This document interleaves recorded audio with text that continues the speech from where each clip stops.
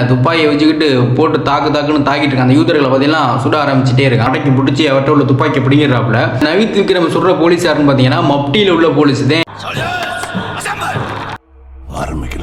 ஆஸ்திரேலியாவில் சிட்னிக்கு பக்கத்தில் பாண்டின் பீச் அப்படி சொல்லிட்டு ஒன்று இருக்குது. அங்கே பார்த்தீங்கன்னா ஒரு பெரிய ஃபெஸ்டிவல் ஒன்று நடந்துட்டுருக்கு. ஹானுகா ஃபெஸ்டிவல் அப்படி சொல்லிட்டு ஒன்று நடந்துட்டுருக்கு. நம்ம ஊரில் நம்ம எப்படி தீபாவளி கொண்டாடுறோம் அது மாதிரி இந்த யூதர்கள்லாம் சேர்ந்து ஹானுகா ஃபெஸ்டிவல் அப்படி சொல்லி ஒன்று நடத்திட்டு இருக்காங்க. இந்த ஃபெஸ்டிவல் பார்த்தீங்கன்னா தொடர்ந்து 8 நாளைக்கு நடக்கும்.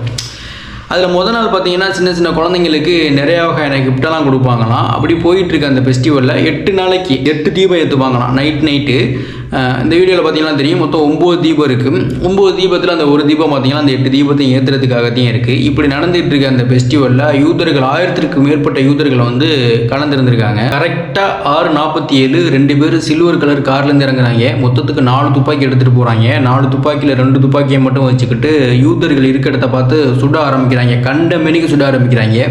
இந்த 2 பேர் யாருன்னு பார்த்தீங்கன்னா அப்பனும் மயனும். அப்பன் பேர் பார்த்தீங்கன்னா சயித் அக்ரம், அவருக்கு பார்த்தீங்கன்னா 50 வயசு. மயன் பேர் பார்த்தீங்கன்னா நவீத் விக்ரம், இவருக்கு பார்த்தீங்கன்னா 25 வயசு. 2 பேரும் இப்படி மாறி சொல்லிட்டு இருக்கும்போது ஒரு சிவிலியர் பார்த்து போயிட்டு அப்பனை பிடிக்கிறாப்புல. அதாவது அந்த சயித் அக்ரமை போயிட்டு பிடிக்கிறாப்புல. மடக்கி பிடிச்சி அவர்கிட்ட உள்ள துப்பாக்கி பிடிங்கிறாப்புல. பிடுங்கி சயித் அக்ரம் வந்து பயமுறுத்துறாப்புல.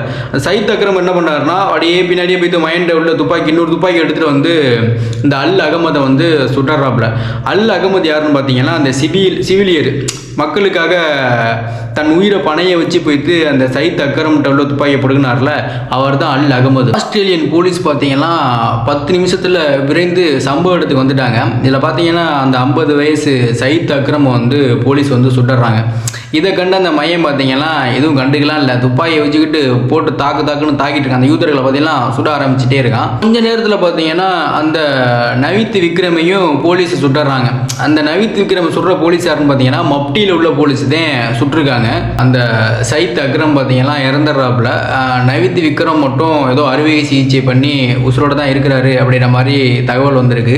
மேலும் இந்த துப்பாக்கி தாக்குதலில் பார்த்தீங்கன்னா 14 to 15 பேர் இறந்துருக்கிற மாதிரி சொல்கிறாங்க. எனக்கு கரெக்டாக தெரில, உங்களுக்கு தெரிஞ்ச அப்படின்னா கமெண்ட்ல சொல்லிட்டு போங்க. மேலும் இந்த மாதிரி வீடியோ உங்களுக்கு தேவை அப்படின்னா நம்ம சேனலை சப்ஸ்கிரைப் பண்ணிக்கோங்க. மறந்துடாமல் பெல் ஐக்கானை தட்டி விட்டுக்கோங்க. அப்போ தான் நான் போகிற வீடியோ உங்களுக்கு தினந்தோறும் தெரியும். அடுத்த வீடியோவில் சந்திப்போம்.